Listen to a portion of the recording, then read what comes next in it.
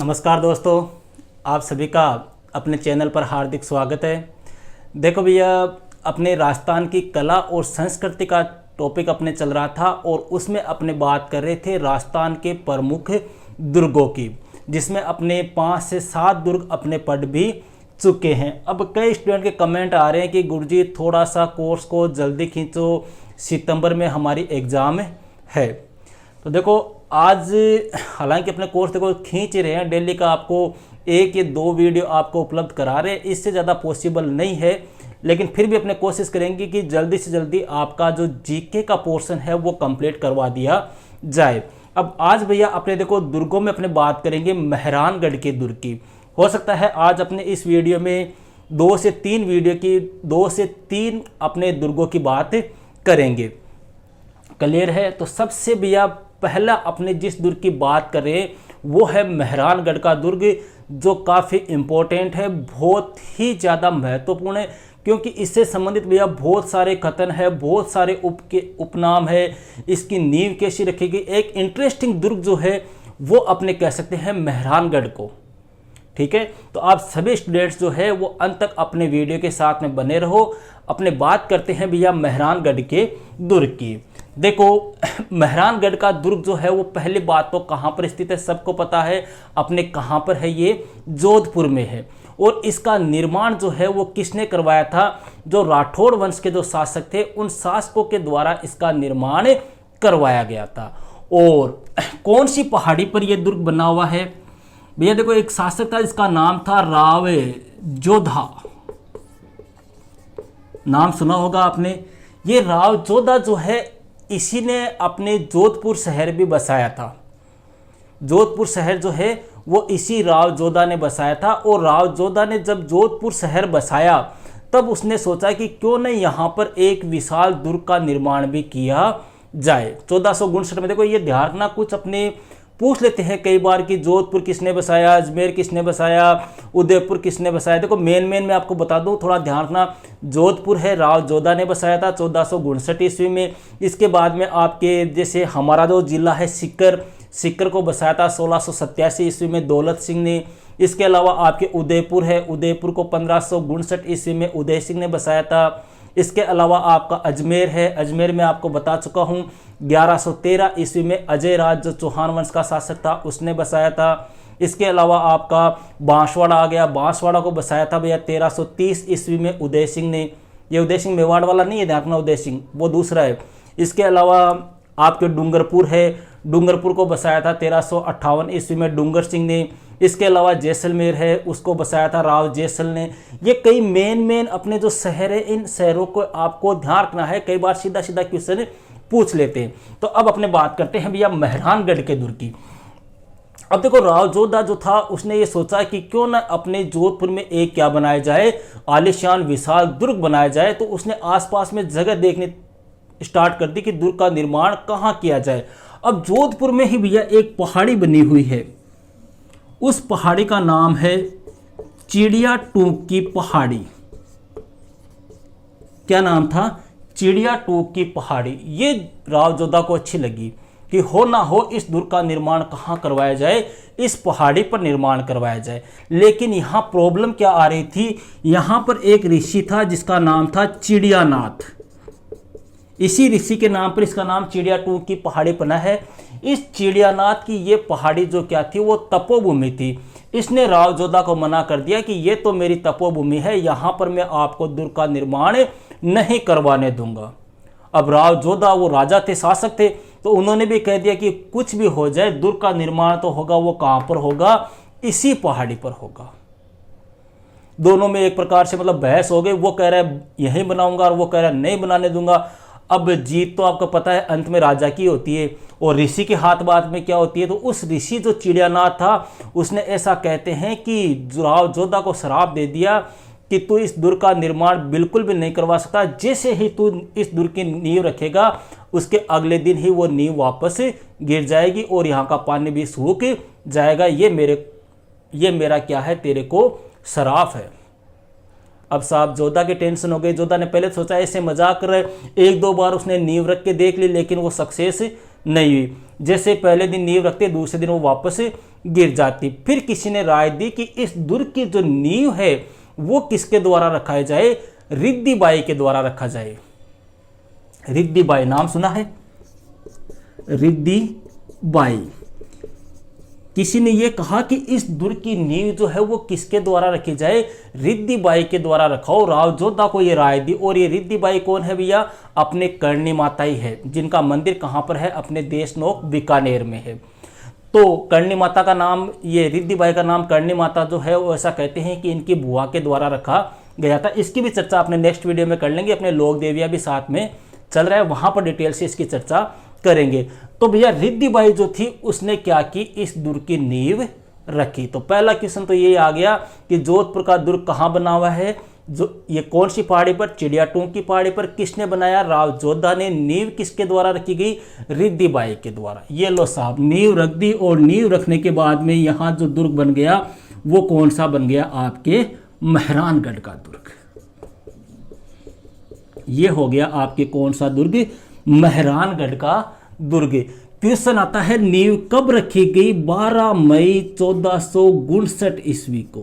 देखो ध्यान रखना, 1459 जोधपुर, 1559 उदयपुर, दोनों को आपको ध्यान रखना है। इधर राव जोधा, उधर अपने महाराणा उदय सिंह। क्लियर है। अब बात करते हैं भैया इस दुर्ग की मेन बातें। ऐसा कहते हैं कि भैया 1459 ईस्वी में इस दुर्ग की नींव रख दी और इसी दिन ही राव जोधा ने जोधपुर शहर को भी बसा दिया। लेकिन राव जोधा ये चाहते थे कि हमेशा जो है इस दुर्ग के ऊपर राठौड़ वंश का ही राज बना रहे। इसके लिए क्या किया जाए, तो किसी ने राव जोधा को सलाह दी कि इसके लिए आप किसी व्यक्ति की क्या दो, बलि दो। और बलि ऐसे नहीं कि किसी को भी पकड़ लाए और उसकी बलि दे दी। यह कहा गया कि अगर कोई व्यक्ति स्वेच्छा से यहां अपनी बलि देगा तो आपका वंश का राज जो है वो हमेशा इस दुर्ग पर बना रहेगा। तो राजा राम नामक एक व्यक्ति था भैया, इस राजा राम नामक व्यक्ति की बलि जो है वो इस मेहरानगढ़ की दुर्ग की नींव रखते समय दी गई थी। क्लियर है यहां तक बात। अब बात करते हैं भैया आगे। अब देखो भैया, कई बार क्वेश्चन आते हैं अपने इस दुर्ग के उपनाम की। बहुत सारे इसके उपनाम है, वो उपनाम कौन कौन से हैं। इस दुर्ग को भैया अपने इतिहास में मयूर ध्वजगढ़ के नाम से जाना जाता है। क्यों, क्योंकि इसकी आकृति जो है वो किस प्रकार की है, मयूर के पंख के समान है। इस दुर्ग को अपने गढ़ चिंतामणि के नाम से भी जाना जाता है। इस दुर्ग को अपने सूर्यगढ़ के नाम से भी जाना जाता है। देखो सूर्य नगरी किसको बोलते हैं, जोधपुर को। और सूर्यगढ़ कौन सा दुर्ग हो गया, जोधपुर। ये आपको रटना पड़ेगा भैया, इनमें समझाने वाली कोई बातें नहीं है। अब देखो यह जो दुर्ग है, इस दुर्ग के बारे में कई ऐसे विचारक हुए, कई ऐसे यात्री थे, कई ऐसे ब्रिटिश व्यक्ति थे जिन्होंने इस दुर्ग को अलग अलग नामों से संबोधित किया है। और वो क्वेश्चन कई बार पूछे जाते हैं। पहला क्वेश्चन तो ये आता है कि मेहरानगढ़ का जो दुर्ग है, इस दुर्ग को 8वां अजूबा किसने कहा। ध्यान रखना भैया, 8वां अजूबा किसने कहा था, जैकलिन ने कहा था। क्वेश्चन आता है मेहरानगढ़ के दुर्ग को 8वां अजूबा किसने कहा, जैकलिन ने कहा था। और अगर क्वेश्चन आ जाए कि किस शहर को 8वां अजूबा कहा जाता है, तो वो है आपके जैसलमेर। महात्मा गांधी ने कहा था जैसलमेर को 8वां अजूबा। और 8वां अजूबा किस दुर्ग को कहते हैं, तो वो कौन सा हो गया, आपके मेहरानगढ़ का दुर्ग। और किसने कहा था, जैकलिन ने कहा था भैया। बिल गेट्स नाम सुना होगा आपने, अमेरिका वाले। इन बिल गेट्स ने भैया इस दुर्ग को अपने ब्लू सिटी कहा। ब्लू सिटी अर्थात नीला शहर। सबसे मेन चीज जो है भैया वो ध्यान रखना आप, रुडयार्ड किपलिंग, इस व्यक्ति का नाम आपको ध्यान रखना है, रुडयार्ड किपलिंग। इस व्यक्ति ने कहा था कि इस दुर्ग का निर्माण जो है वो साक्षात परियों और फरिश्तों के द्वारा कराया गया है। ये क्वेश्चन कई बार पूछा हुआ है कि वह कौन सा दुर्ग है जिसका निर्माण परियों और फरिश्तों के द्वारा कराया गया है। यह क्वेश्चन आ जाए कि मेहरानगढ़ के दुर्ग का निर्माण परियों और फरिश्तों के द्वारा करवाया गया है, यह कथन किसका है, तो रुडयार्ड किपलिंग। इसके अलावा आपके राजस्थान के इतिहास के पितामह कर्नल जेम्स टॉड, इन्होंने भी भैया इस दुर्ग के बारे में कहा था कि यह दुर्ग इतनी ऊंचाई पर है कि इस दुर्ग के ऊपर चढ़कर अपने पूरे राज्य की क्या की जा सकती है, निगरानी की जा सकती है। ऐसी बातें कौन से दुर्ग के बारे में कही गई है, मेहरानगढ़ के दुर्ग के बारे में कही गई है। इस दुर्ग की अगली खास बात है भैया, यहां पर रखी गई तोपें, बहुत सारी तोपें हैं इस दुर्ग के अंदर। सबसे ज्यादा ऐसा कहते हैं कि जो तोपें हैं वो अपने मेहरानगढ़ के दुर्ग के अंदर ही है। अब यहां पे क्वेश्चन आ जाए कि कौन कौन सी तोपें हैं, तो देखो मैं आपको नाम बता दूं। यहां पर जो मेन तोपें रखी गई है उनमें नाम है अपने शंभू बाण। पहले तोप कौन सी हो गई, शंभू बाण, आप नोट करते रहना इनको। दूसरी तोप हो गई अपने गजनी खां, तीसरी तोप हो गई आपके किलकिला, चौथी तोप हो गई आपके जमजमा, पांचवी तोप हो गई आपके कड़क बिजली। ये कई फेमस तोपें हैं जो अपने कौन से दुर्ग में है, मेहरानगढ़ के दुर्ग में। कड़क बिजली, किलकिला, जमजमा, शंभू बाण और गजनी खां, ये सारी तोपें जो है वो आपके कौन से दुर्ग में है, मेहरानगढ़ के दुर्ग में। अब अगला क्वेश्चन यहाँ पे भैया जो सबसे मेन क्वेश्चन है वो है आपके जसवंत थड़ा। जसवंत थड़ा, ये जिसे अपने राजस्थान का ताजमहल कहते हैं। किसको, जसवंत थड़ा को क्या कहते हैं, राजस्थान का ताजमहल। ये एक थंबिया महल भी इसको कहा जाता है और इसका निर्माण जो है वो सरदार सिंह के द्वारा करवाया गया था। ये भी आपके कहां पर बना हुआ है, जोधपुर के मेहरानगढ़ के दुर्ग के अंदर है। इस दुर्ग के अंदर भैया कई और भी दर्शनीय स्थल है, जैसे यहाँ पर अपने नागनेची माता का मंदिर है, जिसे अपने चक्रेश्वरी देवी भी कहा जाता है। इसी दुर्ग के अंदर भैया अपने चामुंडा माता का मंदिर बना हुआ है, जहां पर अपने 2008 ईस्वी में भगदड़ भी मची थी। उस चामुंडा माता के मंदिर में लगभग 250 के आसपास में श्रद्धालु मारे गए थे। वो चामुंडा माता का मंदिर भी कहाँ है, इसी दुर्ग में है। इसके अलावा इस दुर्ग में आपके भूरे खां की मजार बनी हुई है। इसके अलावा इस दुर्ग में आपके शेर शाह की मस्जिद बनी हुई है। इसके अलावा आपके इसी दुर्ग में श्रृंगार चौकी भी बनी हुई है। श्रृंगार चौकी, ये ध्यान रखना भैया, श्रृंगार चौकी। देखो एक था आपके श्रृंगार चौरी और एक था आपके श्रृंगार चौकी। श्रृंगार चौरी तो अपने कुंभलगढ़ वाले वो हो गई, ठीक है। ये क्या है आपके श्रृंगार चौकी। श्रृंगार चौकी कौन से दुर्ग में है, मेहरानगढ़ के दुर्ग में। श्रृंगार चौकी, चौकी जानो ना आपने, बेट वाली। तो श्रृंगार चौकी के बारे में ऐसा कहा जाता है कि यहाँ पर राठौड़ वंश के जो शासक होते थे उनका क्या होता था, राज तिलक होता था इसी श्रृंगार चौकी के ऊपर बिठाकर। तो ये था भैया आपके कौन सा दुर्ग, मेहरानगढ़ का दुर्ग। क्लियर है, बड़ा इंपॉर्टेंट दुर्ग है, बहुत बार इससे संबंधित क्वेश्चन पूछे जाते हैं, इसलिए आपको इसे ध्यान रखना है। अब बात करते हैं भैया अपने आगे। देखो ये मारवाड़ साइड के दुर्ग है, तो अपने मारवाड़ साइड के ही एक दो दुर्ग अपने और देख लेते हैं,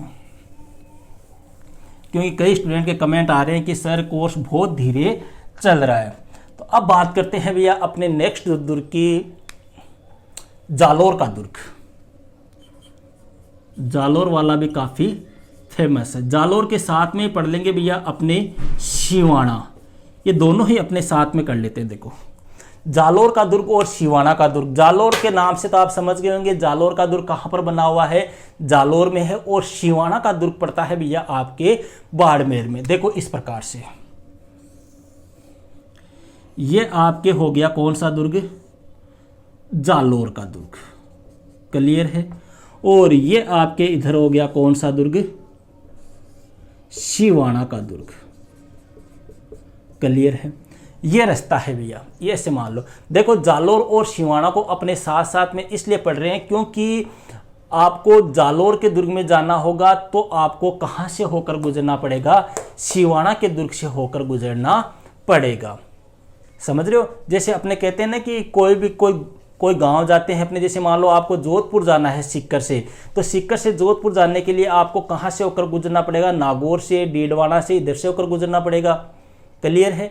तो इसीलिए अपने जालोर का जो दुर्ग है, इस जालोर के दुर्ग पर जाने के लिए या जालोर पर आक्रमण करने के लिए आपको सबसे पहले कौन से दुर्ग को जीतना पड़ेगा, शिवाना के दुर्ग को जीतना पड़ेगा। इसीलिए भैया सिवाना के दुर्ग को जालोर के दुर्ग की क्या कहा जाता है? कुंजी कहा जाता है। क्वेश्चन आता है जालोर के दुर्ग की कुंजी किस दुर्ग को कहते हैं? तो सिवाना का दुर्ग। अब देखो यहां पर अपने मेन अपने बात करते हैं। सबसे पहले अपने बात कर लेते हैं सिवाना के दुर्ग की। भैया सिवाना का दुर्ग जो है वो 56 की पहाड़ियां है। अपने उन 56 की पहाड़ियों में एक पहाड़ी है जिसका नाम है हल्देश्वर पहाड़ी। हल्देश्वर पहाड़ी। इस हल्देश्वर पहाड़ी पर बना हुआ है कौन सा दुर्ग? अपने सिवाना का दुर्ग। इस दुर्ग की भैया खास बात क्या है? यहां पर एक झाड़ी पाई जाती है जिसको बोलते हैं कुम्मट। यह कुम्मट झाड़ी जो है वो यहाँ पर बहुत ज़्यादा मात्रा में पाई जाती है, इसलिए इस दुर्ग को अपने कुम्मट दुर्ग या कुंबाला का दुर्ग भी कहा जाता है। किसकी वजह से? यहाँ पर कौन सी झाड़ी पाई जा रही है? कुम्मट झाड़ी पाई जा रही है, इस कारण इसको कुम्मट का दुर्ग या कुंबाना का दुर्ग भी कहा जाता है। अब आगे बात करते हैं भैया। आपको मैंने पढ़ाया था कुंभलगढ़ का दुर्ग। उस कुंभलगढ़ के दुर्ग में मैंने आपको बताया था कि जब मेवाड़ के शासकों पर कोई विपत्ति आती तो वो कहाँ शरण लेते थे? कुंभलगढ़ के दुर्ग में लेते थे। अर्थात मेवाड़ के शासकों की शरण स्थली कौन सा दुर्ग था? कुंभलगढ़ का दुर्ग था ना। वैसे ही जालोर के शासकों पर जब कोई आपत्ति आती, कोई विपत्ति आती, कोई संकट आता तो जालोर के शासक जो है वो कहाँ पर शरण लेते थे? सिवाना के दुर्ग में शरण लेते थे। इसलिए अपने इस दुर्ग को मारवाड़ के राजाओं की शरण स्थली कहा जाता है। मारवाड़ के राजाओं की शरण स्थली कौन से दुर्ग को कहते हैं? सिवाना के दुर्ग को। मेवाड़ की पूछ ले तो कुंभलगढ़ का दुर्ग, मारवाड़ के शासकों की शरण स्थली पूछ ले तो अपने कौन सा दुर्ग हो गया? सिवाना का दुर्ग। रावचंद्र सेन अपने 12वीं क्लास से पढ़ाया था आपको। रावचंद्र सेन जो था भैया उसने भी यहीं पर शरण ली थी। अब इस दुर्ग की मेन खास बात देखो भैया, खिलजी वंश का शासक था अलाउद्दीन खिलजी। उस अलाउद्दीन खिलजी ने 1308 ईस्वी में इस दुर्ग के ऊपर क्या किया था? आक्रमण किया था। और उस समय यहाँ का शासक था शीतलदेव। 1308 ईस्वी में अलाउद्दीन ने यहाँ पर आक्रमण किया था और उस समय यहाँ का शासक कौन था? शीतलदेव था। शीतलदेव को परास्त करके अलाउद्दीन खिलजी ने इस दुर्ग के ऊपर अपना अधिकार कर लिया। यहाँ पर महिलाओं के द्वारा जोहर किया गया और फिर अलाउद्दीन खिलजी ने इस दुर्ग का नाम सिवाना से बदलकर क्या रख दिया? खैराबाद। तो ये था भैया आपके कौन सा दुर्ग? सिवाना का दुर्ग। देखो ये आक्रमण कब किया था? जब जालोर पे आक्रमण करने के लिए जा रहा था ना अपने अलाउद्दीन खिलजी, तो जालोर पर आक्रमण करने से पहले उसको किसको जीतना जरूरी था? सिवाना का, क्योंकि यहाँ से उसको होकर गुजरना था। इसीलिए इसको अपने जालोर के दुर्ग की क्या कहते हैं? कुंजी। मतलब इसको खोलना है तो सबसे पहले इसको जीतना पड़ेगा। और 1308 ईस्वी में अलाउद्दीन खिलजी ने इसको जीता था और इसको जालोर को जीता था 1311 ईस्वी में। क्लियर है? अपने सिवाना का दुर्ग हो गया। 2-3 क्वेश्चन है अपने सिवाना के दुर्ग में। कौन सी पहाड़ी पर बना हुआ है? मारवाड़ के शासकों की शरण स्थली।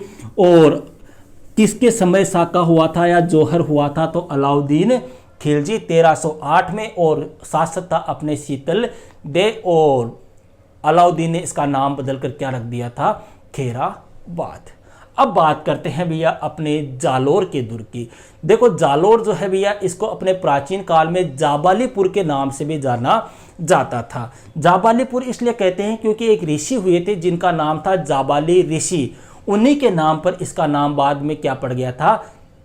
जालोर पड़ गया था। अब ये जालोर का दुर्ग है। देखो इस पे कौन कौन से क्वेश्चन अपने पूछे जाते हैं। पहला क्वेश्चन तो यही आता है कि सर इस दुर्ग का निर्माण किसने करवाया? तो ध्यान रखना भैया, निर्माण करवाया था नागभट्ट फर्तम ने। अलग अलग किताबों में अलग अलग दिया हुआ है, किसी में वीर नारायण भी दिया हुआ है, किसी में और कुछ दिया हुआ है, लेकिन जो करेक्ट है वो क्या है? अपने जालोर के दुर्ग का निर्माण किसने करवाया था? नागभट्ट फर्तम ने करवाया था। और यह दुर्ग कौन सी नदी के किनारे बना हुआ है? सूगड़ी नदी जो है उस नदी के किनारे यह दुर्ग बना हुआ है। अब इस दुर्ग का सबसे मेन क्वेश्चन भैया, इस दुर्ग के कई उपनाम है। इसको अपने कनका चना भी कहते हैं और इसको अपने स्वर्णगिरी भी कहते हैं। ये आपको ध्यान रखना है, स्वर्णगिरी। देखो दो चीज ध्यान रखना, एक तो है स्वर्णगिरी और एक होता है स्वर्णगिरी। स्वर्ण का मतलब क्या होता है? सोने के समान, और सोना कैसा होता है? पीला। तो अपने पीला शहर किसको बोलते हैं? जैसलमेर को। तो स्वर्णगिरी का दुर्ग तो कौन सा कहलाएगा? आपके जैसलमेर का दुर्ग। और अगर क्वेश्चन आ जाए सुवर्णगिरी का दुर्ग किसे कहते हैं, तो किसको कहते हैं? अपने जालोर के दुर्ग को। कहाँ बना हुआ है? जालोर में। निर्माण नागभट्ट फर्तम ने कौन सी नदी के किनारे करवाया था? सूकड़ी नदी के किनारे करवाया था। भैया एक इतिहासकार था जिसका नाम था हसन निजामी। उस हसन निजामी ने इस दुर्ग के बारे में ऐसा कहा है कि इस दुर्ग का दरवाजा आज तक कोई भी नहीं खोल पाया। एक कहावत है कि राय का भाव तो रात ने गया। एक लंबी कहानी है, ये अपने यहाँ पर चर्चा नहीं करेंगे कि राय का भाव तो रात ने ही गया। ये राय का भाव रात ने ही गया, यह कहावत भी जो है वो कौन से दुर्ग से ही संबंधित है? जालोर के दुर्ग से। अब आती है भैया इस दुर्ग की मेन खास बात। देखो भैया 1311 ईस्वी में अलाउद्दीन खिलजी जो था उसने आक्रमण किया था कौन से दुर्ग के ऊपर? जालोर के दुर्ग पर आक्रमण किया था। और इस समय यहाँ का शासक था कानरदेव। कानरदेव का एक पुत्र था वीरमदेव, और अलाउद्दीन की एक पुत्री थी फिरोजा। ऐसा कहते हैं कि इनके मध्य प्रेम वगैरह था। बड़ी लंबी स्टोरी है, उसकी चर्चा अपने यहाँ पर नहीं करेंगे। जब अलाउद्दीन वगैरह पढ़ेंगे या कानरदेव जो अपने डिटेल से पढ़ेंगे, जालोर के चौहान शासकों की बात करेंगे, उस समय आपको यहाँ पर डिटेल से चर्चा करेंगे। तो भैया 1311 ईस्वी में अलाउद्दीन खिलजी ने आक्रमण किया था जालोर के दुर्ग के ऊपर, और इस समय यहाँ का शासक था आपके कौन? कानरदेव। ऐसा कहते हैं कि कानरदेव जो है वो इस युद्ध में परास्त हुआ था, और महिलाओं ने यहाँ पर क्या किया था? जोहर किया था। कब? 1311 ईस्वी में यहाँ पर साका हुआ था। देखो सिवाना में कब हुआ था साका? 1308 में, और जालोर में पूछ ले तो 1311 ईस्वी में। अब अलाउद्दीन खिलजी था, उसने यहाँ पर विजय कर ली, और अलाउद्दीन खिलजी ने यहाँ पर एक मस्जिद बनाई थी। उस मस्जिद को नाम दिया गया था तोप मस्जिद। ध्यान रखना भैया, इस मस्जिद की खास बात यह है कि यह राजस्थान की दूसरी मस्जिद है। देखो राजस्थान की सबसे पहली मस्जिद पूछ ले तो 2.5 दिन का झोपड़ा, जो कहाँ पर है? अजमेर में। वो झोपड़ा नहीं, वो एक मस्जिद है, उसका नाम है 2.5 दिन का झोपड़ा। कुतुबुद्दीन ऐबक के टाइम की बातें हैं ये अपने। और राजस्थान की दूसरी मस्जिद पूछ ले तो वो है तोप मस्जिद, जो कहाँ पर बनी हुई है? अपने जालोर के दुर्ग में बनी हुई है, और इसका निर्माण किसने करवाया था? अलाउद्दीन खिलजी ने। इसी दुर्ग में भैया ऐसा कहते हैं कि नटनी की छतरी बनी हुई है। नटनी की छतरी, देखो नटनी का चबूतरा आ जाए तो वो तो बना हुआ है अपने पिछोला झील उदयपुर पे। नटनी का चबूतरा कहाँ बना हुआ है? पिछोला झील है उदयपुर में, वहाँ बना हुआ है। नटनी की छतरी अगर पूछ ले तो वो कहाँ पर है? अपने जालोर के दुर्ग में। और इस दुर्ग के बारे में ऐसा कहा जाता है कि इस दुर्ग की आकृति जो है वो कैसी है? लाल किले के समान है। और इस दुर्ग में टोटल कितने दरवाजे हैं? 5 दरवाजे हैं। और चित्तौड़गढ़ के दुर्ग में कितने दरवाजे हैं? 7 दरवाजे हैं। तो ये था भैया अपने जालोर का दुर्ग। देखो अपने आज के इस वीडियो में 3 दुर्ग अपने हो चुके हैं। अब कुछ 2-3 छोटे मोटे दुर्ग और अपने बचे हैं, उनकी चर्चा अपने नेक्स्ट वीडियो में करेंगे। इसके बाद में अपने दुर्ग वाला टॉपिक कंप्लीट हो जाएगा, फिर अपने स्टार्ट करेंगे राजस्थान का इतिहास। Okay, that's